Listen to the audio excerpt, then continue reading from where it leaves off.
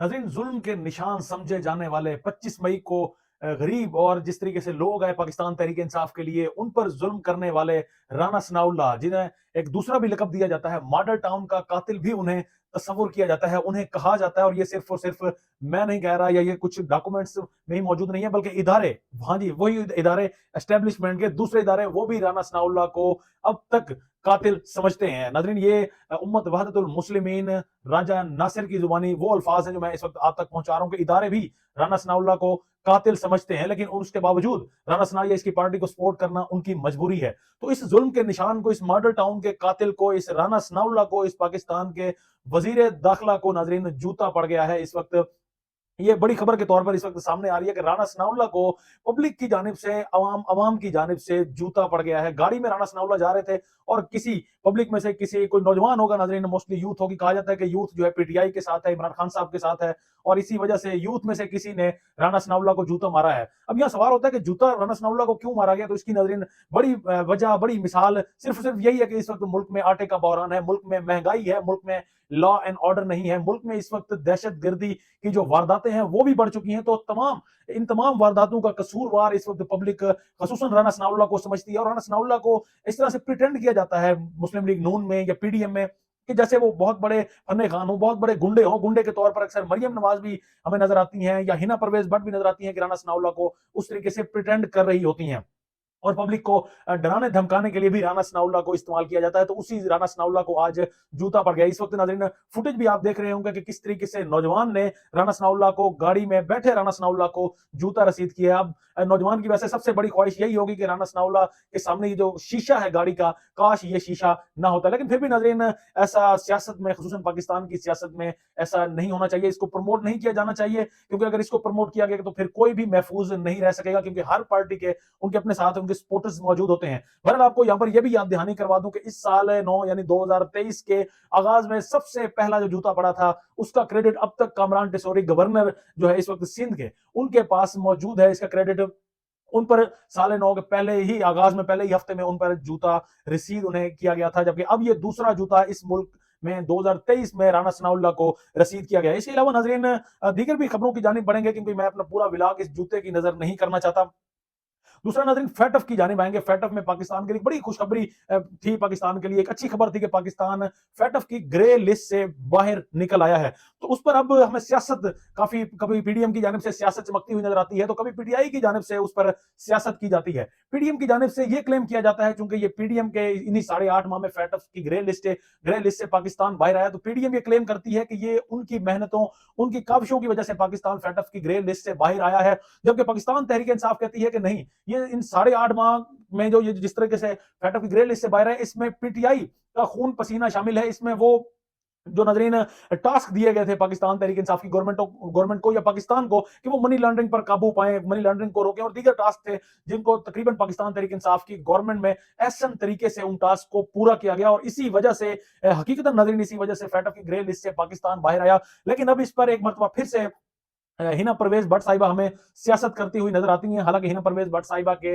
अपने वोट, जो वो वोट लेकर इस वक्त पंजाब असेंबली की जीनत बनी है, 45 वोट हैं। तो मखसूस नशिस्त पर असेंबली की जीनत बनने वाली हिना परवेज भट्ट हमें अक्सर ट्वीट्स पर या दीगर खबरों की जीनत हमें बनती हुई नजर आती है। एक मरतबा फिर से उन्होंने इस पर भी अपनी सियासत चमकाने के लिए, खसूसन अपनी मोहतरमा जो उनकी मरियम नवाज साहिबा हैं, जिनकी वो चापलूसी सबसे ज्यादा करती हैं, उन्हें खुश करने के लिए एक मरतबा फिर उन्होंने ट्वीट किया है। 2 दिन पहले का उनका ट्वीट है, मैं आपको ट्वीट उनका मनोवन पढ़कर भी सुनाता हूं, और इस वक्त आप स्क्रीन पर भी देख रहे होंगे। ट्वीट में नाजरीन वो कहती है कि मुल्क को फैटफ की ग्रे लिस्ट से निकालना हमारी हुकूमत की सबसे बड़ी कामयाबी है। इसको उन्होंने अपनी हुकूमत की सबसे बड़ी कामयाबी करार दिया है। नजरीन 2 दिन पहले का इनका ये ट्वीट है, और इनको लगता है कि शायद फैटफ की ग्रे लिस्ट से पाकिस्तान सिर्फ और सिर्फ पीडीएम की काविशों से बाहर आया है, या तो इनको लगता है यही है, और या इनके पास नॉलेज ही इतना है, और या फिर तीसरी वजह यह हो सकती है कि ये अवाम को बेवकूफ बनाना चाहती है। लेकिन नाजरीन आजकल आपको पता है कि एजुकेशन की रेशो जब से बढ़ी है, तब से ये जो दानिश्वर खुद को कहते थे, इनकी दानिश्वरी अब इस वक्त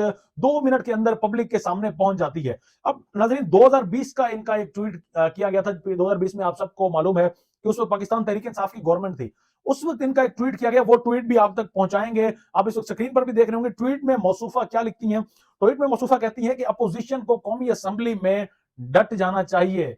یہ ذرا پہلے ٹویٹ آپ پورا سن لیں. فیٹف کی آڑ میں کسی بھی قسم کا کالا قانون پاس نہیں ہونا چاہیے.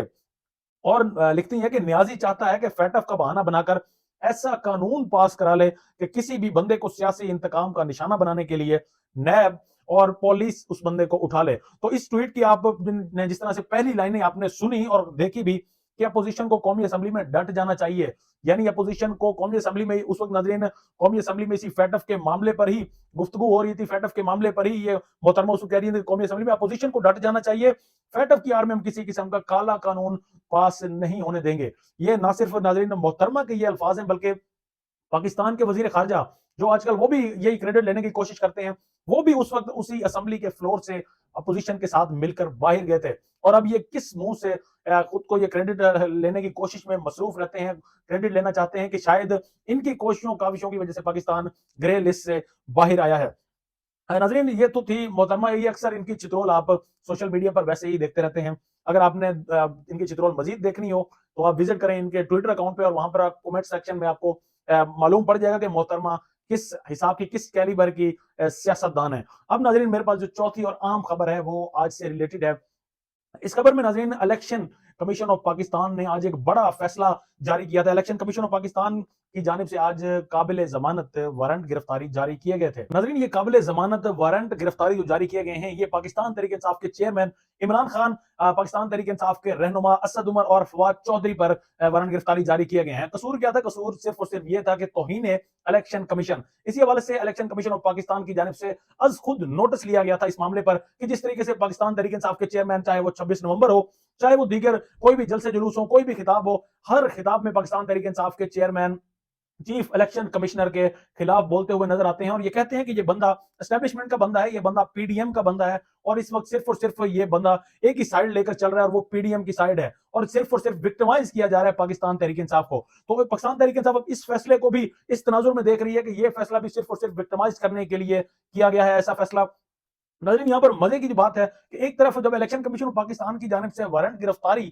جاری کیے جا رہے تھے اور یہ کہا جا رہا تھا کہ آپ 50,000 کے مچلکے جمع کروائیں اور 17 جنوری تک آپ ہر صورت اگلی سماعت میں اپنی پیشی کو یقینی بنائیں ورنہ آپ کے ناقابل ضمانت وارنٹ گرفتاری جاری کیے جائیں گے. تو اسی وقت ناظرین عمران خان صاحب کی جانب سے ان کے فیس بک اکاؤنٹ کی ویریفائڈ فیس بک اکاؤنٹ کی جانب سے ایک پکچر اپلوڈ ہوتی ہے. پکچر میں خان صاحب ناظرین جس طریقے سے وہ خطاب کرتے ہیں یا جس طریقے سے وہ اپنے دوست احباب یا جو بھی ان سے ملنے کے لیے جاتا ہے ان سے ملتے ہیں, تو اس صورت میں خان صاحب بیٹھے ہیں. جبکہ اس میں جو مزے کی چیز ہے وہ یہ ہے کہ فیس بک میں خان صاحب اپنی لوکیشن مینشن کرتے ہیں. یعنی ایک طرف آپ قابل ضمانت وارنٹ گرفتاری جاری کر رہے ہیں تو خان صاحب اپنی لوکیشن بھیج رہے ہیں کہ جی زمان پارک میں موجود ہوں, جس میں ہمت ہے جو مجھے پکڑنا چاہتا ہے تو وہ زمان پارک آئے اور مجھے گرفتار کر لے. اور شاید یہی وجہ ہے کہ خان صاحب آپ کو کافی عرصے سے زمان پارک میں بیٹھے ہوئے نظر آتے ہیں کہ اتنا عرصہ ہو گیا جب سے خان صاحب کو وزیر آباد میں اٹیک ہوا. اس کے بعد خان صاحب نے زمان پارک میں خود کو وہاں پر آپ یوں سمجھ رہے کہ قید کر رکھا ہے. کیوں قید کر رکھا ہے؟ کیونکہ انہیں سیکیورٹی کا مسئلہ تھا. وہاں پر آپ کو بھاری نفری وہاں پر نظر آئے گی پولیس کی, بمبرو وہاں پر تقریباً دیواریں وہاں پر تعمیر کی گئی ہیں. تو خان صاحب زمان پارک میں موجود ہیں اور خان صاحب کی پنجاب میں حکومت بھی اپنی ہے, اس لیے وہ الیکشن کمیشن آف پاکستان کو لوکیشن کے ساتھ مینشن کر رہے ہیں کہ اگر آپ نے مجھے گرفتار کرنا ہے تو میں زمان پارک میں موجود ہوں. باقی اب دوسری جانب یہ جس طرح سے سمجھا جا رہا ہے کہ 17 جنوری کو کیا ہوگا جب ناقابل ضمانت وارنٹ گرفتاری جاری ہوں گے, تو ناظرین اس وقت میں صرف اور صرف یہ ہوگا, یہ ابھی میسج یہی دیا گیا ہے کہ 17 جنوری کو بھی پاکستان تحریک انصاف کے رہنما الیکشن کمیشن آف پاکستان میں پیش نہیں ہوں گے اور ایک مرتبہ پھر سے کورٹ کا سہارا لیا جائے گا, پھر چاہے وہ لاہور ہائی کورٹ ہو یا وہ اسلام آباد ہائی کورٹ ہو یا وہ سپریم کورٹ آف پاکستان ہو, اس کا سہارا لے کر ایک مرتبہ پھر عمران خان صاحب خود کو بچانے میں کامیاب ہو پائیں گے. بہرحال ناظرین یہ تھا ہمارا آج کا ولاگ. اگلے ولاگ میں الیکشن کمیشن کی جانب سے اس کا کچا چٹھا کھولیں گے, جس طریقے سے اس پر جانبداری کا الزام لگایا جاتا ہے پاکستان تحریک انصاف کی جانب سے, تو کس طریقے سے الیکشن کمیشن آف پاکستان نے اس الزام کو سچا ثابت کیا ہے, اس پر مزید گفتگو ہوگی. تب تک کے لیے اپنے میزبان ثقلین ہمانا کو اجازت دیں. اللہ نگہبان.